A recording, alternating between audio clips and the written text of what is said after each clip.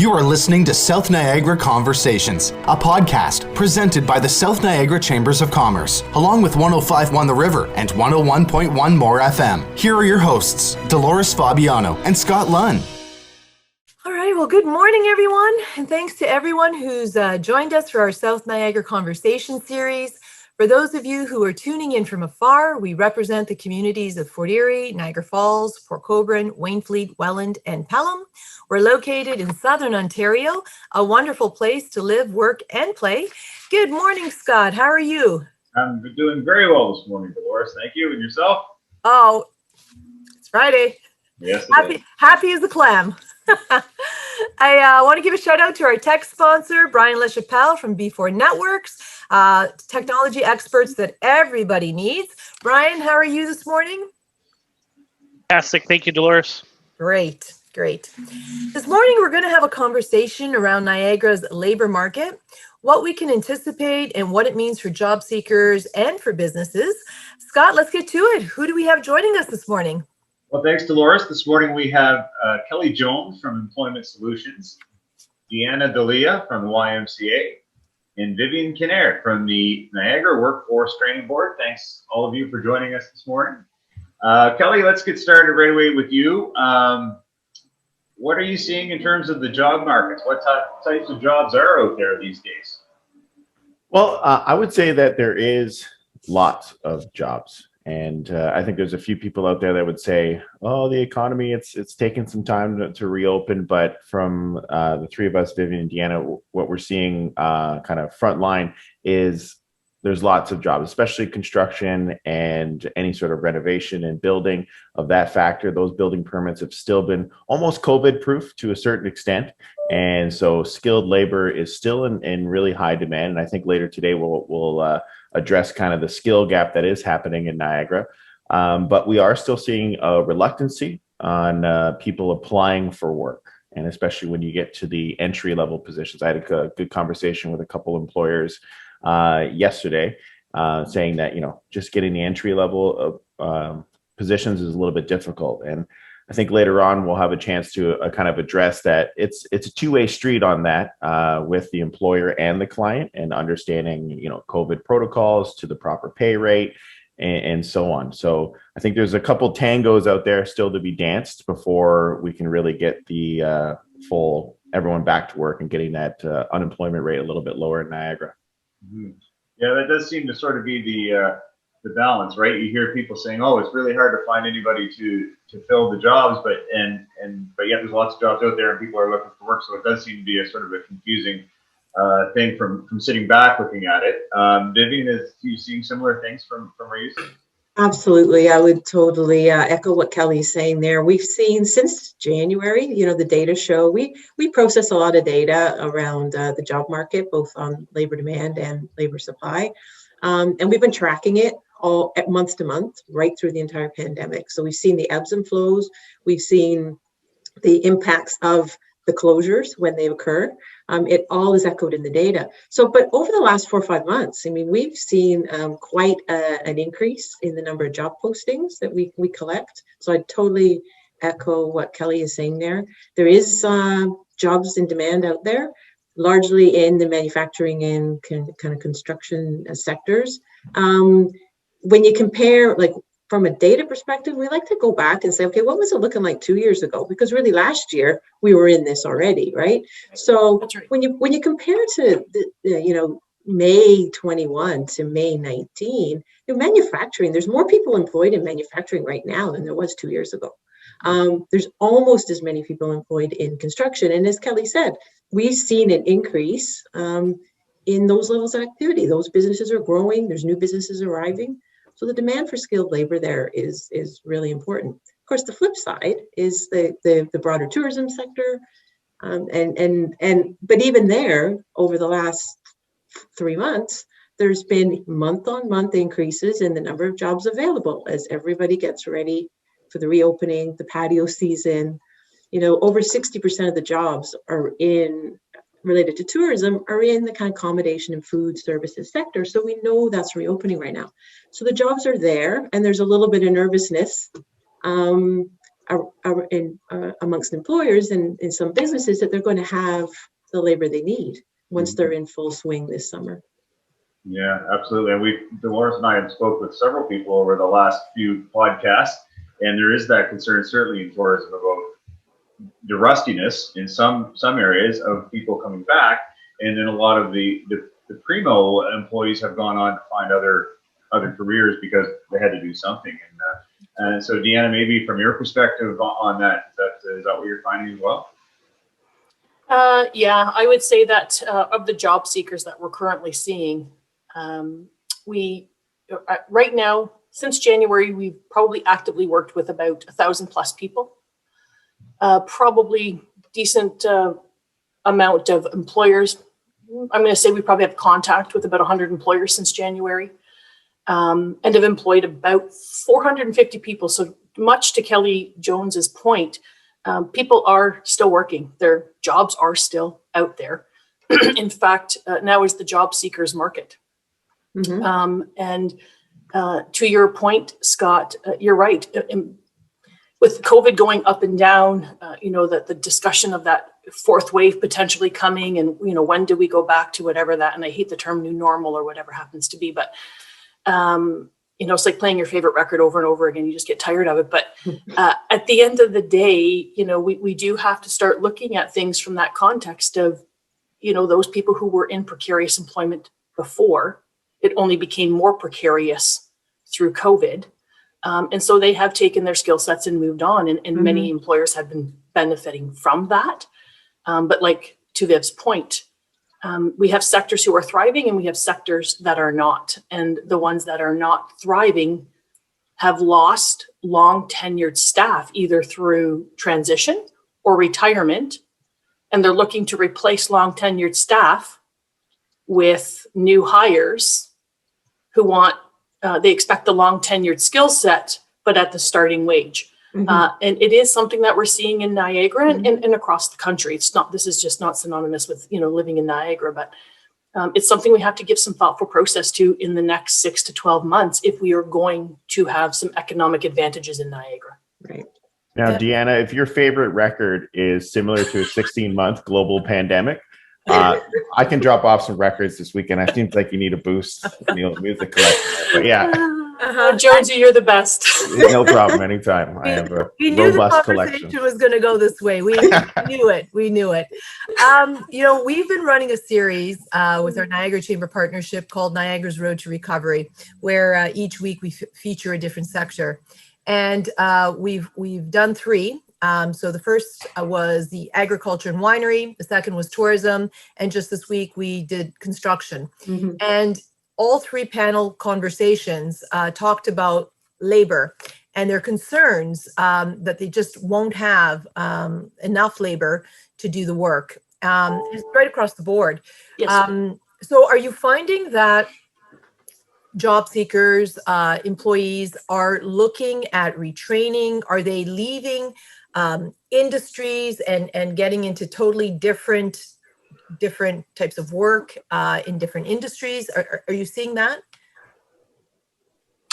I would say yes. Again, I hate to create general statements because it is very, very unique to the individual job seeker as much as it is very unique to the individual employer and what they're seeking. And so I would say, yeah, there's a portion of folks who've made the decision that I need to upskill. It's been the perfect time to go back to school, in terms of the length of time they've been out of the job. But I also think there's the disconnect in terms of, especially in the higher demanding fields right now, the skilled fields, the struggle becomes, where do you get those skills when most of us would have learned those skills, or most of the folks that are in those roles learned those skills on the job. And employers have an expectation, with all due respect to the employers, I get it, have an expectation that folks are coming in with those skill sets already. And this is a conversation Vivian and I, along with other EO providers, have all the time. It's how do we right size our expectations in order for us to thrive tomorrow? And it is a narrative we really need to have further conversation on. Right. Yeah, I mean, I can see it from the business perspective because we've been in Me that too. situation too, where you're running, you're so busy, you've got all of this work, you need people to jump in and be able to start working at a certain level, right? That's what you need, but that's not necessarily what you get. Right. So it's a tough position to be in. It is. Yeah, yeah. Now, Vivian, I know that we partnered, our South Niagara Chambers partnered with you and Trusted Time Right. on an employee-specific survey. Right. So we sent it out to businesses. It was really for employees to really try and find out what is it that they need? What is it? What is it that they're looking for? Right. Because retention is really going to be more Right. important than ever. I know that we got a really good response rate. We did. Have you found any? Can you share anything with us? Yeah. I haven't heard any of the results yet. So No, I'm really curious. I could share a couple of very preliminary insights because it actually does dovetail in some of the work we've been doing over the last couple of years, just trying to see what the workforce thinks about things and where their priorities sit. And this, so for 2 or 3 years now, we've run an annual survey of the workforce in general. And the work with Trusted Time has been enabled us to be a little bit more focused with it. So I think that the top headline here for businesses is we need to move from just thinking about attracting employees, getting people to apply for jobs, and thinking more in once you've got them, how are you going to retain them?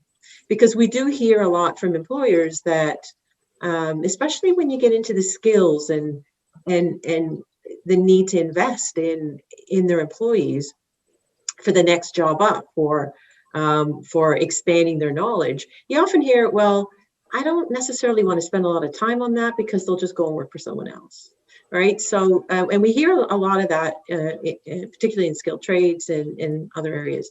So really then the focus for businesses becomes retention. So how are you going to retain people?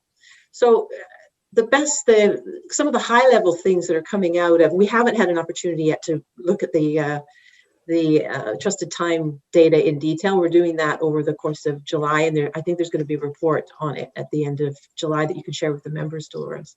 But high level is, well, what are these employees' priority? And we're seeing issues around flexibility. It's maybe not what employers want to hear, but flexibility, understanding of the complexity in some people's lives, with family, other responsibilities, being sensitive to that and embracing holistically people's lives. There's priorities around, sometimes it's remuneration. And, back to Deanna's point about expecting a lot of skills for entry-level pay, where actually employers maybe need to think about entry-level pay means entry-level. You're not going to get somebody who's got a high level of experience or skills. And with the pandemic, I'd be remiss if I didn't say there's quite a lot of evidence coming through around people's mental health within the context of work. They're a little bit afraid to go back to work. They're a little bit afraid. So I think employers are going to need to really focus on health and safety, but not from just the usual way in which we think about health and safety that we're all obliged to think about. It's actually making their staff feel safe in this new COVID-19 world that we live in, and dealing with some of the mental health stresses that people have. So it's a very timely question, Dolores, and I think this summer the pandemic has accelerated a lot of the things that were sitting there, and I really, really appreciate the opportunity for us as a community to start thinking about how we retain employees rather than just hire them in the first place. Yeah.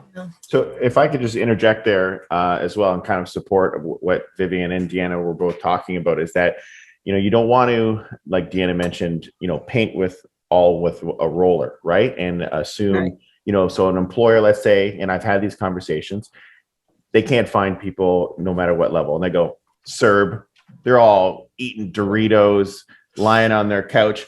Sure, you know what? I can't say there's not those people out there for sure. But to go back to Vivian's point is that, yeah, there's probably people that are scared of getting this disease and so on. And no matter what the facts to their fear is, that's their perception. That's really important. And to go back to Vivian's point is that when you're an employer and you need these people, why not put some of your protocols for COVID and your flexibility, a keyword that Vivian's pulled from the job retention, and put that in the job posting?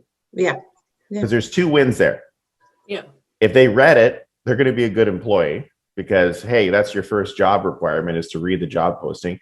And then it's very comforting. Like, okay, well, this is different. This employer shows that they care.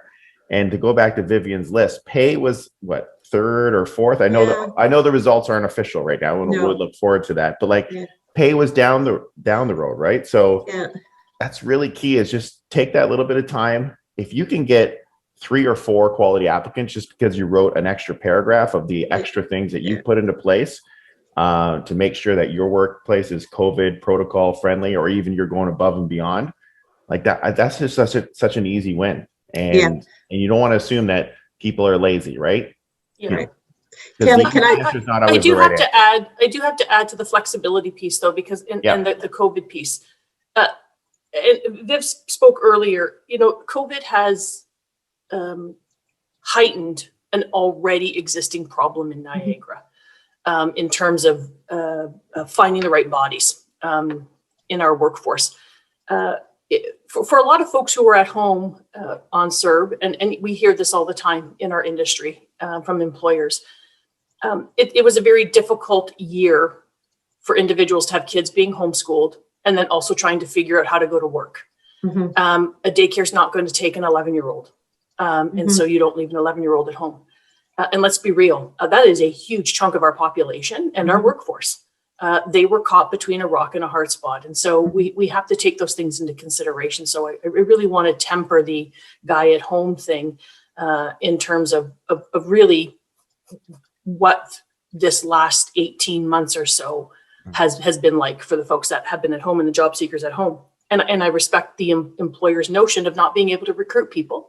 We had employers in the very early stages, and those who transitioned pretty quickly in their thought process. So we had some employers who were very part-time in their hours. Their workforce was, comprised mainly of part-time individuals. Well, part-time work makes me $1,200 a month, which was less than EI or CERB or whatever the government was doing to support that workforce in transition. And so for those that elected to go from home because kids were at home with them and stay at home, we encouraged employers to think differently about not necessarily the hourly rate they were paying, but more along the lines of how many hours are you giving that person? Yes. Those workforces that made those adjustments had no problem finding staff because people do want full-time work and people do want to capitalize on when the door opens up.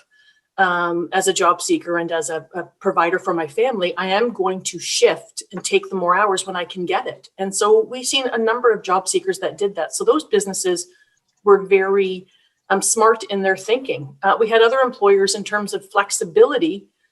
I know we hear flexibility and we always think about that younger generation and, the cushy chairs or whatever. And it's a stereotype I really don't lend itself to because I have 2 of those at home and they are exceptionally hard workers. Yeah. But, flexibility, an employer changed the start hours to match the bus system. That dramatically changed their workforce. It doesn't have to be complicated and it doesn't actually have to cost you money. Flexibility is looking at your set of circumstances, the circumstances of the job seeker, the circumstances of the employer, and finding a win-win. Yeah. Employers who are open to do that are going to find success. Going to find it. Yeah, that's great because I was going to ask you, what does flexibility mean? Yeah. Because it's a word that we hear a lot, but okay, what does that mean? What do I need to do for an employee? How flexible do I need to do? How is it going to impact, our business? So that's a great example. Do you think that, since many of us have been working from home, when we are all able to, reopen in a safe way, that's going to play into anything? Yeah, Do you mean- I'm going to help clients start their own business on doing dog walking because we're going to have a whole bunch of animals who are going to lose their minds. There's money to be made. If somebody's listening to this and you're an entrepreneur, money to be made. Yeah, Yeah, we're just I seeing think a lot of offices with dogs in the office. yeah, exactly. I think for businesses that it kind of pulls on the flexibility comments that Deanna was making. I think that businesses, if they take the lessons that we're learning through the pandemic and say, okay, we're reopening, things are back to whatever the post-pandemic period looks like, and talk to their employees, back to the trusted time stuff. Talk to their employees about, how is it for you and what are we going to do? And engage them in the conversation. Now, we know some businesses have to have people back in the office, on the floor, wherever it is, or they're serving frontline, obviously. But in ones that aren't, is it worth a conversation about hybrid working, remote working, a combination of different working styles? And those, back to Kelly's point, it's hard to put a broad brush on everything. It's very specific to individual businesses, types of employees. I speak to people who can't wait to get back into the office. They're being driven crazy. Like, these are, types of jobs that can easily be done at home, like kind of what we're doing right now. But they can't wait. I've got colleagues across the system that I work in Absolutely. that have been going into their office anyway because they have got poor broadband at home. They've got kids running around in the background and they just can't do their job. So, but all the way to other people who now say, okay, well, actually, I've got used to this. I've got a good setup. I mean, I'm productive. I can work well here. So I think employers need to just think, okay, what's going on with my workforce, and listen. And I want to come back to a comment that Kelly made too. He used the word care. I think caring and it goes a long way. It doesn't cost anything, Right. and it just goes a long way on that employee retention piece, because it does show that as an employer, it's not about the money. It's not about the hours worked, if they're decent and consistent. It's about, I work for somebody who cares about us all. And I think that goes a very long way. And it will in this post-pandemic. So businesses who learn the lessons and take them forward are going to win.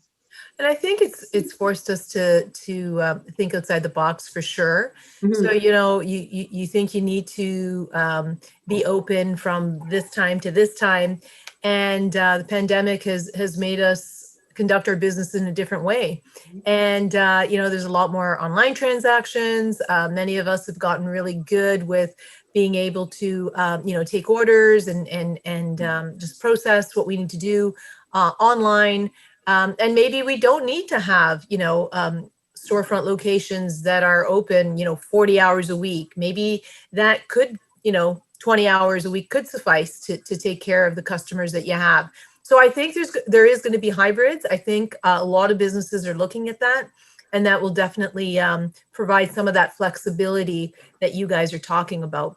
Yeah, if I could, I just wanted to reinforce another point that Deanna made, just with some work that we were doing, and it's around the hours of employment. So one of the things we did last year, we did a project focused on retail, and we were looking at how the retail sector was coping with all the changes. And you got essential retail and then non-essential retail, and one of the findings we came up with was that a lot of retailers were saying that because of the pandemic and because of the extra duties that their employees needed, especially in essential retail, needed to perform, so they were making sure at different points in time that there was proper PPE protocols and that people were wearing masks and they were sanitizing carts in supermarkets, and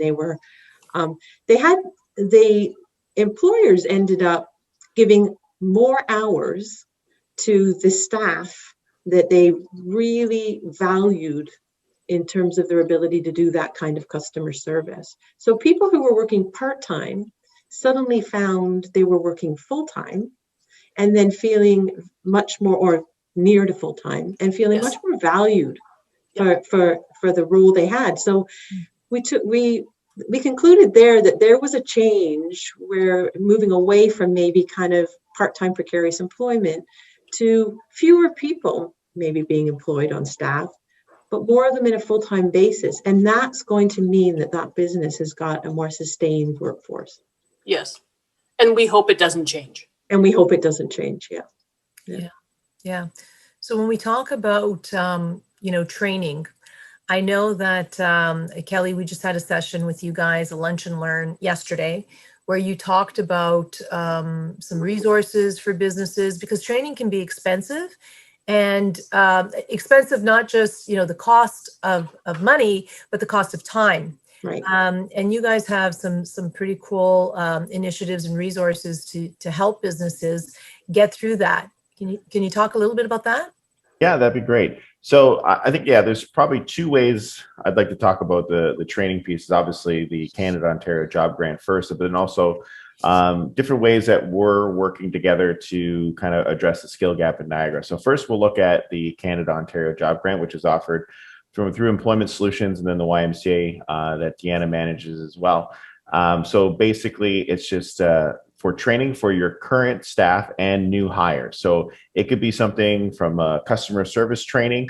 It could be something from training on if you're a manufacturer to use new equipment that you've just received.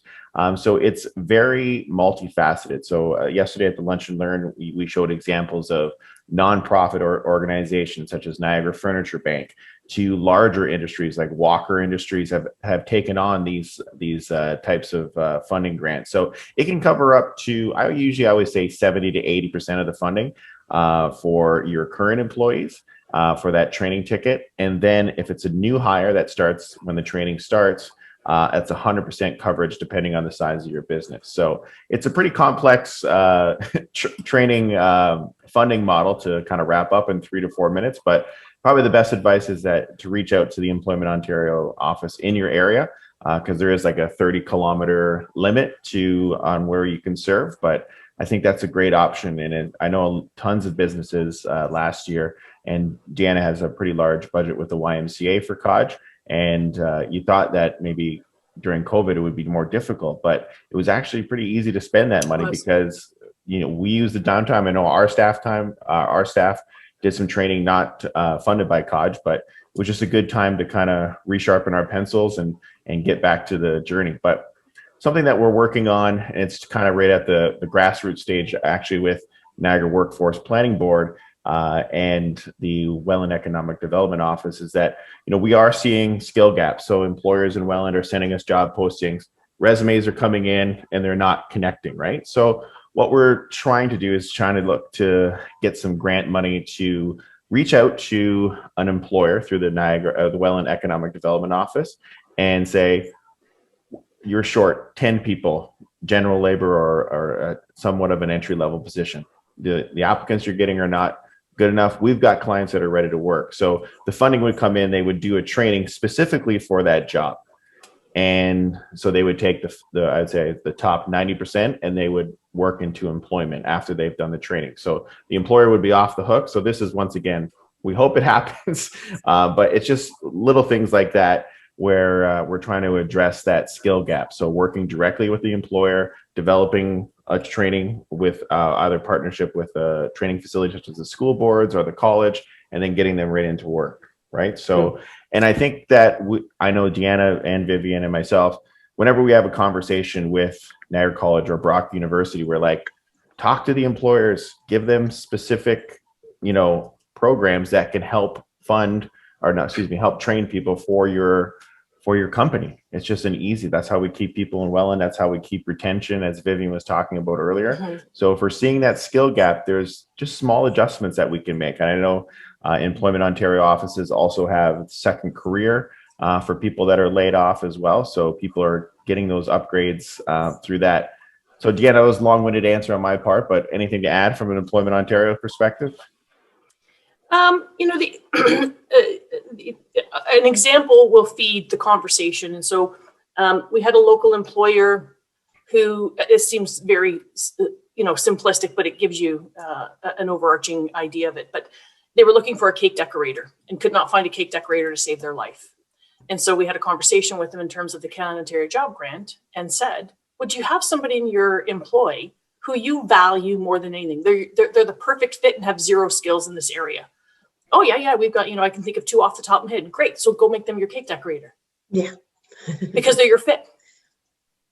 If you already know they fit, then they're worth your investment, because if they're already working for you doing this task, ask them, would you be interested? And so, I encourage us, not just through college, but through Employment Ontario, and even if you don't have Employment Ontario or Service Canada money, or IRCC, which is Immigration Refugee Canada money, if you don't have the money there, think internally on how do I advance those who I value the most in my workforce so that they become my longer term employee. Mm-hmm. So, and college can help with that, as can some other programs. But when you move, for example, the customer service person to the cake decorator, you've now created another job in Niagara. Right. So you've advanced that workforce, you've created long-term employees, which we know is very hard to come by nowadays.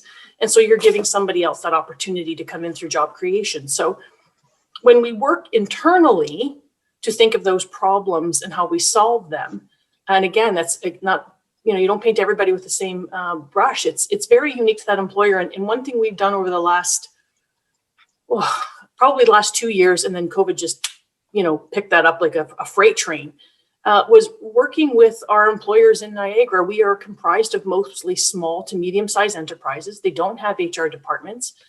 HR companies are expensive.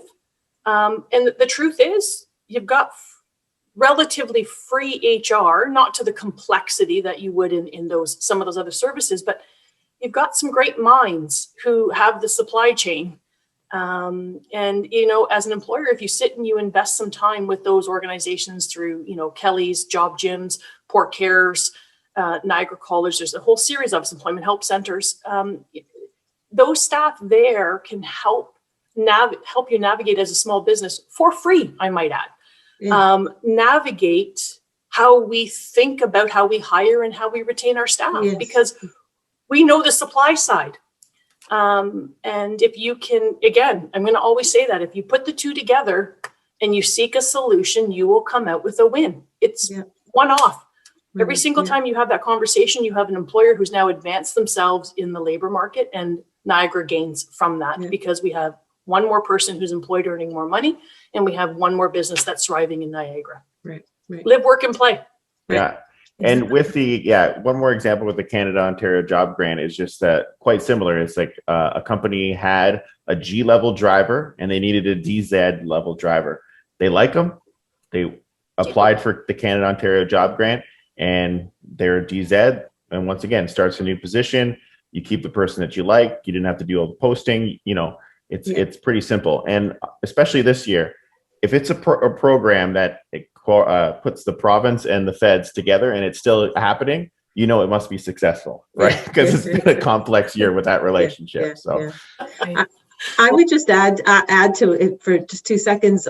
Because of COVID too, the exciting thing that I'm seeing is there is going to be this innovation in these short-term training skills. Where even in the funded programs and the work that we can do, the way in which the college is thinking, there is going to be an opportunity to get closer to this match again. Kelly and Deanna have been great on those examples, but the issue in Welland with these employers needing everything from laborers to other more advanced skills, there is going to be, and it's emerging all the time. We're talking about it all the time. There's small short-term credentials are coming, 8-week training, 4-week training, on-the-job training. We're all seeing those kind of programs being approved. So it's great. It's great news for business, I think. Yeah, well, one of the great ones that came out 2 years ago now, I think, pre-COVID, was a micro-credential program that Brock was offering for the insurance industry. Right. So they couldn't find salespeople who in that industry, and they created this program. And a few of our own directors were part of the advisory committee around it, and all of those people who were in that program had jobs before they graduated from that program. That's right. Short program, and I know that they're looking at doing more of those types of programs. They are. And I think it is It is key. And Yeah. I do want to give a shout out, because for small businesses that do not have an HR department, and so, our own organization, our South Niagara Chambers, we don't. Employment Solutions, Job Gym, Port Cares, Niagara College, YMCA. I mean, those are the organizations that we've used quite successfully. I think every staff person that we have has come through one of those organizations, and we've been able to tap into training dollars. But beyond that, just finding the right candidates, providing us a space to conduct the interviews on occasion, and just helping us throughout the entire process. So the service is there. It's pretty much free. So for those businesses that don't have an HR department, like, what are you waiting for? Like, here is a resource that really can make a difference to your day. So I just had to throw that out there, because it's been so positive for us. We appreciate that. Yeah. Couldn't have done it without you guys. So thank you. High five. Yeah. But just a quick disclaimer: we don't deal with the legalities of Right. Yeah. Yes. Don't call us and Some of those say, questions. "Well, I've got this one staff member. I'm trying to cut their mat leave short. What do you think? How can I run around No, this?" it's Yeah, not- we're not. No, none of that. Yeah, it's mostly hiring and recruiting. Yeah, for sure. Yeah. Yes. So Deanna, I want to come back to you. We've heard throughout this pandemic that women in the workforce have been harder impacted than other groups. Do you think that they're going to have a difficult time re-entering the workforce? You know what? That's a stumper of a question, because it's pretty loaded, actually. So, I think it depends on the industry, and I think it depends on the individual identifying as female, right? So we really want to think about, what does that mean in general terms. In a nutshell, yes, but they always have, and a lot of that has to do with, because they carry in terms of household, they carry. For the most part, again, I don't want to be stereotypical, childcare responsibilities. They are typically the lower income earner in the house. And so when things happen, if you can imagine in the last 18 months, you got two people who are working and the kids are now having to be homeschooled. Who do you think is quitting the job? Right. The lower income earner. And most households, lower income earner is female. So as we introduce back into the workforce, I think a lot will play out in terms of education, how schools are going to run, how childcare is going to operate. I'm exceptionally pleased to see that the federal government is finally having conversations around childcare as a national issue, not a provincial issue or a local issue. It requires a national strategy if we are going to be competitive in the world stage in terms of economics and females getting ahead, or those who identify as female getting ahead. So, I'm sorry if that's not exactly what you were looking for in terms of how to respond, but in Niagara, we're fortunate that we have the hospitality industry. It is an industry that is mainly female driven. So I think once the economy opens up, they'll enter back into those places of employment. But I don't think it's going to advance women in the workforce. That's just my 2 cents. There are a ton of great programs. One is out of the YWCA of Hamilton, we know, that is running locally with Niagara College here in terms of women in trades. They are completely overhauling apprenticeship in the province of Ontario. Again, should be a national strategy, just my 2 cents. And they're overhauling apprenticeship in the province of Ontario. And so because of that, there is lots of funding going specifically towards females, those identify as female, into the industry, into trades and manufacturing. So fingers crossed that there is some advancement. I think these conversations and the questions that you ask, Dolores, like this, bring more awareness, and hopefully at the end bring more solutions. That's a great answer. And if I can just jump in, I really looking at the childcare and the increase in childcare opportunities, like people will see it's like a social issue, but it's economic development. There's no way around it. Yeah. You know, and especially as we look for more creative ways to deal with addictions and mental health too, that's economic development as well. You know, to put in these services, it only helps the economy. People think it's just that you're throwing money into a pit. Very, very, very far from it. And I think that we need to pressure our political leaders on some of these social issues, because it's just the same as, you know, if you want to fire up the economy, that's those little things that go a long way. Yeah. Can I just jump into, I just want to echo what Deanna and Kelly were saying. At the Niagara Workforce Planning Board, we actually focused on women's employment over the last year, tracking it as well, Dolores, and I'm happy to provide you with any extra information. Women's lack of employment, loss of employment over the last year was higher in Niagara than it was in Ontario as an average. And I think that has a lot to do from a data perspective with the nature of our employment sectors. Deanna is right. Women tend to dominate in the service sector, hospitality, tourism, accommodation, retail, and they tend to be the lowest paid as well.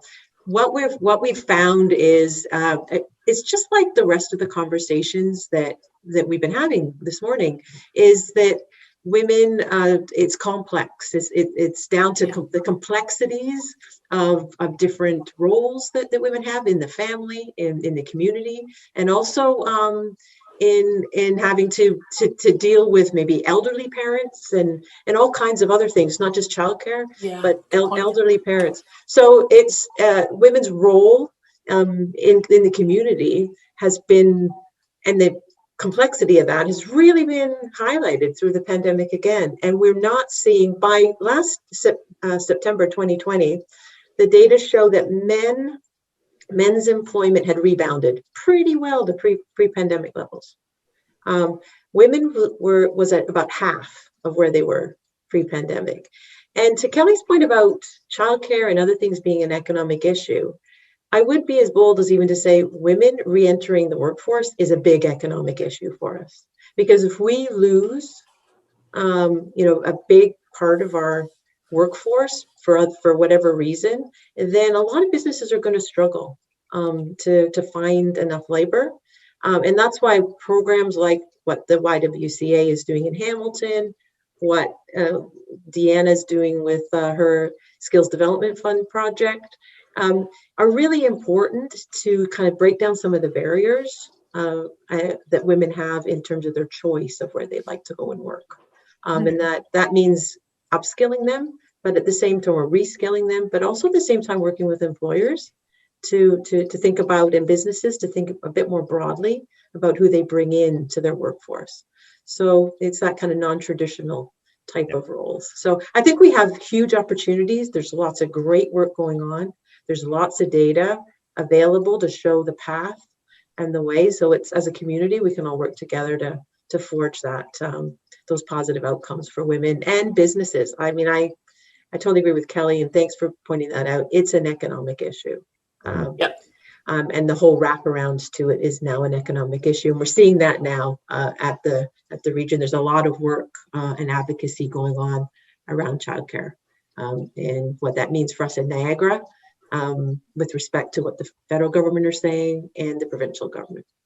Yeah, and Niagara College is doing some great pre-apprenticeship programs for females as well in some non-traditional female environments, which hopefully won't have to use that term, non-traditional female environment. That's right. It's just an environment, something it's crazy just to an think environment. about. It's work, right?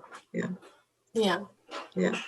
Well, we definitely, this pandemic has been awful, but we really need to pull some of those nuggets out and learn from them, right? Like there's opportunities for us. We've almost had like a moment of clarity where oh my goodness, we need to deal with this, and oh my goodness, that is an issue, and oh my goodness, we never considered this. It's kind of brought it to the forefront, and that's the good thing that's come out of this. And so I hope that we stay on it and we don't squander the opportunities that have come out of this. Yeah, Scott. 100%. I don't. Again, it's that whole term normal, new normal. Mm-hmm. I really hope that we have, when we move forward, and we will move forward, because we've been moving forward throughout the whole process. We just have to open our eyes to realize we've been doing that. But I think that, when we're on the other side, I really hope that the lessons we've learned don't or prevent us from going back to normal. Because let's be real, normal kind of sucked. Depending on whose shoes you were wearing for that day, it wasn't a great world to live in. And so I hope when we get on the other side of this, we are more aware, we are more focused on, some of the little nuances that aren't so little that, Kelly was talking about in terms of addictions and all those other things. We are not a healthy community from an economic lens if our community is not healthy. And for your community to be healthy, that includes all members of your community. If we're lacking a workforce, that workforce is there. They're just not at their best. And so how do you help them be at their best so that your supply chain goes up? Right. We shouldn't have to look outside of Niagara to staff Niagara. Wouldn't it be ideal and maybe it is Pollyanna of me. I'm okay with that. The sky could be purple in my world and I would be quite happy. But it should be that we put a posting out and people in Niagara are qualified to do that job. Yeah. And they are at their best. And, I think that as a collective, when we work together as employers, Employment Ontario, the Niagara Workforce Training Boards, our post-secondary institutions and our education institutions, if we're all in sync together and all those other supports that are out there, your community has no other opportunity but to thrive. It can't go anywhere else but up. We just have to start finding ways that we can cross-pollinate and teach each other. And that includes social and economic. Yeah. Have to come together. Yeah. That's just, that's my bandstand. That's my, drop the mic for the day. But I really do believe that. Yeah. Well put. Well put. Scott. That's a mic drop. I don't think we can really go. Yeah. I think that's the closing statement we were looking for. Scott, you're not getting paid per question, are you? We've really messed that up. No, I know. It's the great thing about podcasts. I'm just here to look good. Yeah. A check mark. Yeah. Well done. Yeah. Kelly and Deanna and Vivian, there's some wonderful points of view there. I've learned a lot listening in today. That's and it seems like really opportunity is abound going forward. Yeah. And I think that's something that everyone needs to think about, whether it's a situation of being unemployed or a situation of maybe just wanting a side hustle or a new career. It seems like the opportunities are out there, and that's great to hear. I'd like to thank all of you for your insight today. It's been fantastic. Thank you. Thank you. Thanks for having us. Well, Scott, it has been a great season. This was our series finale, and what a great way to end the series. We've done 20 episodes, and I want to thank every single guest that we've had on. They've been fantastic. I know, Scott, you'll agree with me. I've learned so much, and it's really been great to get into so many meaningful conversations. Thanks to all of our listeners who've tuned in from all over the world. We don't know how or why, but thanks for tuning in. We're going to catch our breath over the summer, but we'll be back in September with another great lineup. Everyone, stay safe, have a wonderful summer, and we will see you all in the fall. Take care. Bye-bye. Bye.